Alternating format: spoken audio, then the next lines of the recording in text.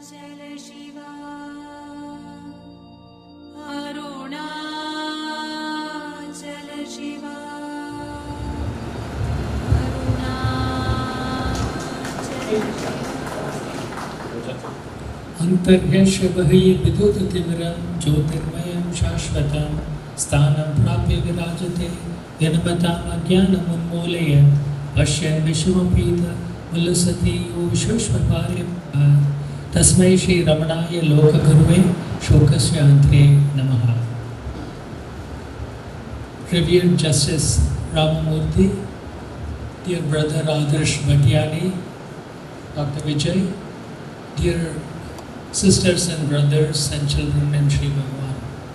It gives me a great honor and happiness to be amidst all of you. I would like to start the talk from a verse from Adi Shankara in Bhajan Govinda. My theme of today is the relevance and importance of satsangs, especially the Ramana satsangs. Satsangatve nisangatvam, nisangatve nirmohatvam, nirmohatve nischalatvam, nischalatve jivan mukti.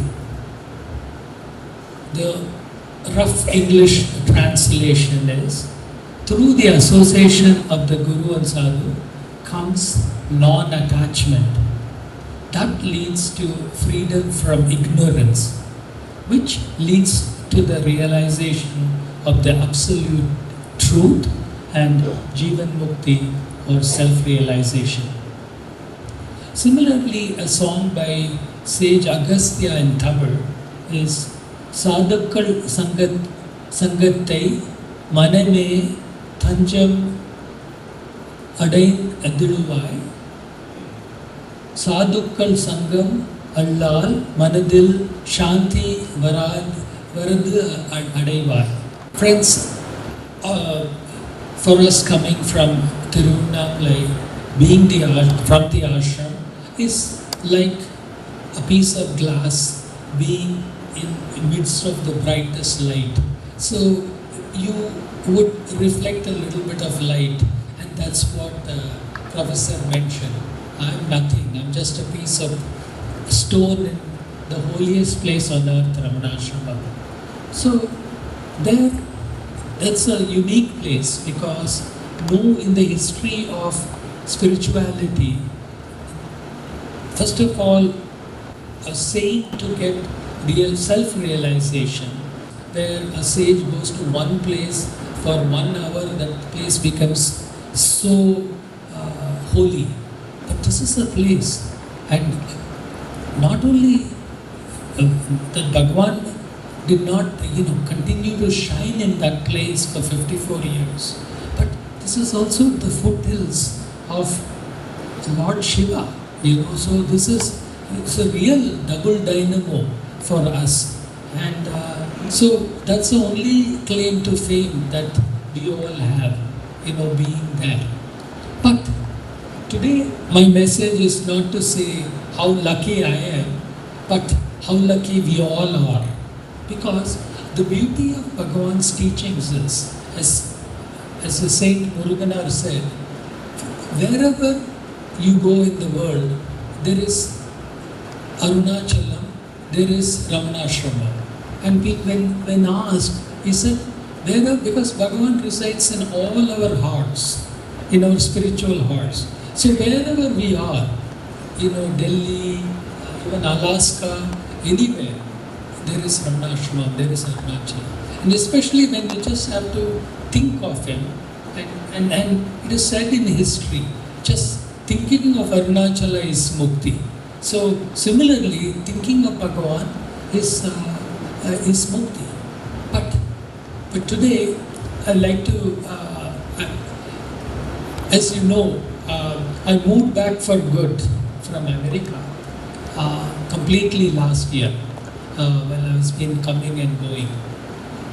But what kept us going was because there was Bhagavan with us even in Washington DC. And how was it? Because because we used to do our sadhana, Nitya and I, but the magic happened with gatherings of fellow devotees, like today's satsang. And that is magical. And that's what I want to spend the next 5 minutes explaining, in my humble methods, why this is important. Because we all are mumukshus. There is no doubt. We are all going to be saved by Bhagavan. We are all the prey trapped in the tiger's jaw. So there is no escape for us. Bhagavan will carry us across the ocean of this birth. But then we also have to continue living. Every hour has to be lived. So lest we get despondent and dragged into the external world, we need the company of fellow like-minded devotees who are on the same path, lest we fall into the evil methods of the world. And again, even Bhagavan has written this to Arunachala in one of his prayers: "Save me, lest I fall into this evil world." So when he says, "Who are we?"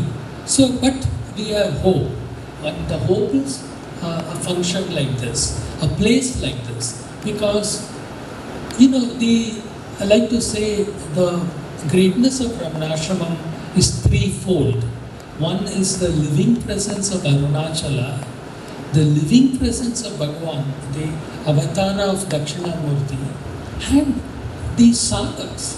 Where else in the world are you going to get so many mumukshus? They don't come for, praying for 3 homes, children getting this, that. They come to become nobodies. They came, as one good friend said, when they asked, "What do you do in the ashram?" He says, "I go there not to do, but to undo." So where else in the world are you going to get a place where so many sadhaks are there just for the sadhana, and they leave behind their energy, and that energy is filled up by the devotee following them, and it's we just are put on the same narrow road, so towards our eternity. So this is the beauty of these satsangs, because while being in Delhi today, we are all in Arunachala and in Ramanashramam, and that is the beauty of the satsangs.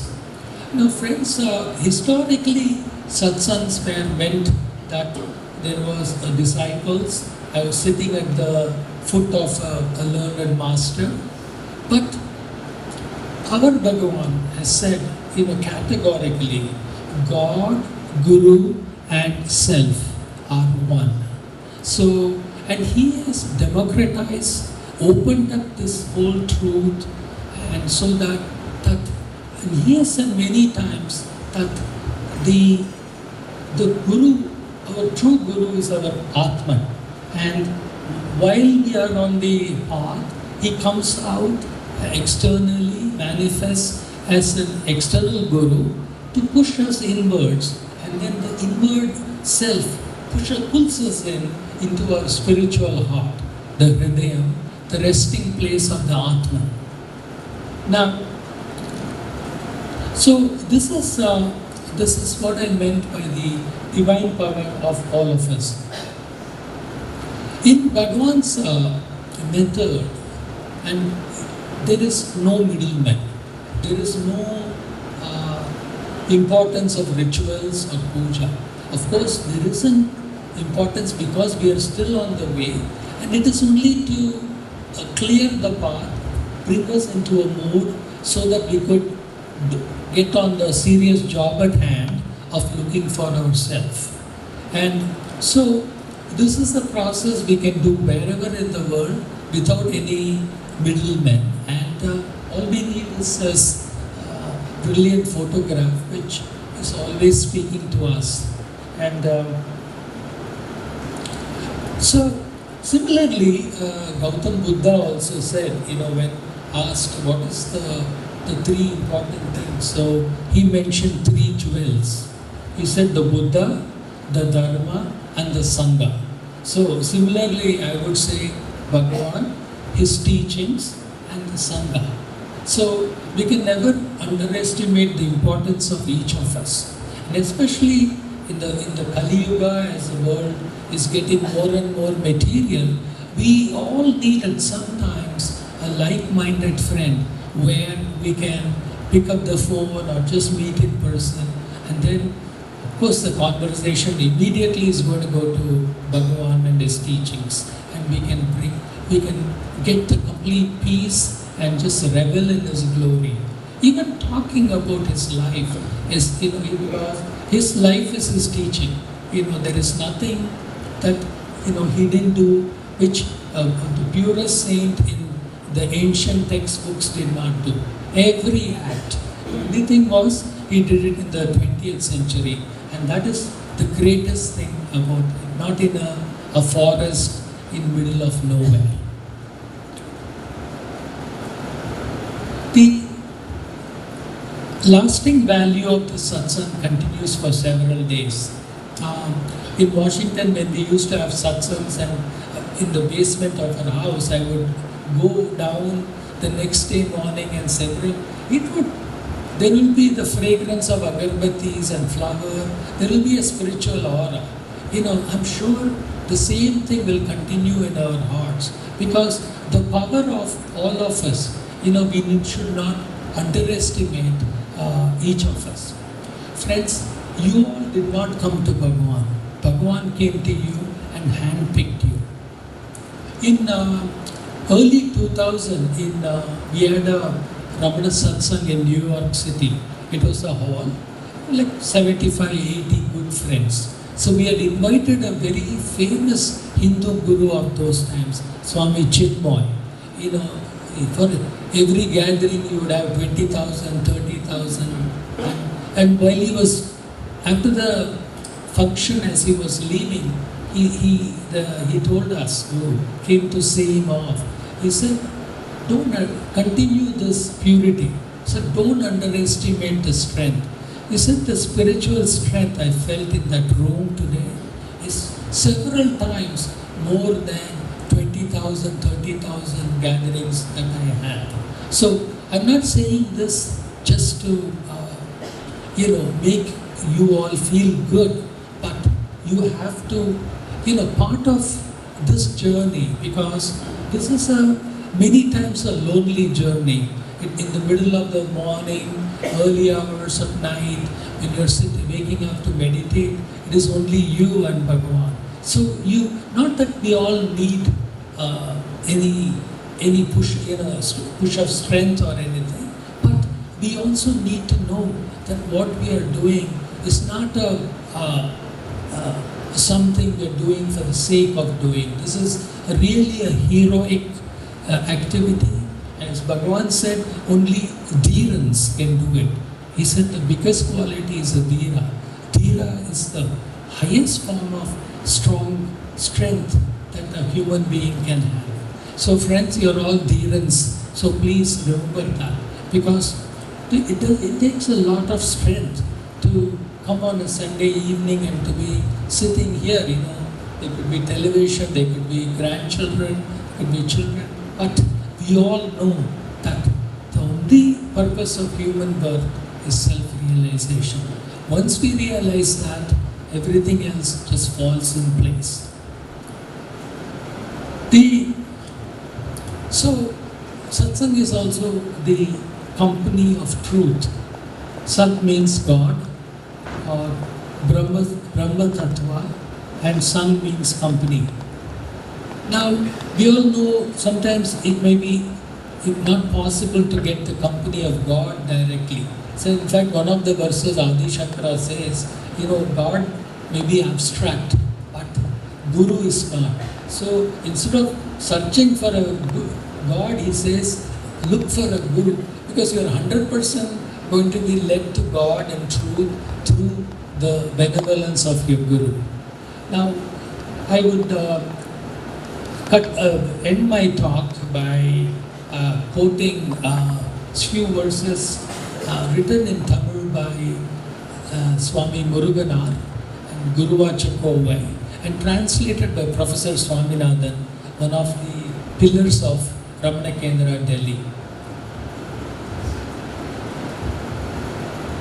So, the importance of satsang, association with wise. 328 verse. Sensible people shun the company of empty talkers who are not content humbly to tread the path of dharma and uphold in practice life's ideals, but proudly mouth vain words. 329. Many are the ills that flow from mixing with mad folks, afflicted with turbid minds and rattling tongues. Best friendship is with those good men whose minds are dead and who abide in the pure silence of awareness. Verse 330. Give up forthwith, O mind, the friendship of worthless folks with speech perverse and wicked ways. Hereafter, live in the company of sages steadfast in their state of moveless stillness. Next verse. Since every vice springs from the false pleasures of swerving from the self, the plenitude of virtue is a perfect peace of pure awareness, following the end of the ego, which is by such false pleasures fed. Lastly, those alone are true virtuous who abide in the flawless pure awareness. Others are but base. Hence, gain new life by dwelling in the company of those who live in the purity of true awareness, free from all falsehood. I'll thank you for your attention and thank you for inviting Justice.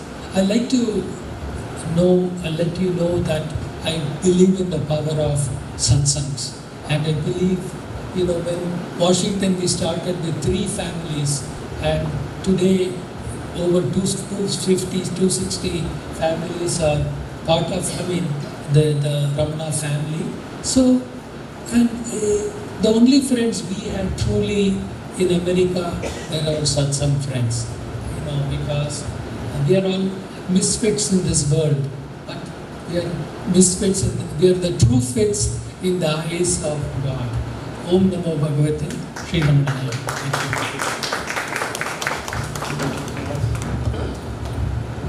Thank you, Dr. Ramanan. It was really insightful and true spirit of Bhagavan's message, the power of satsang.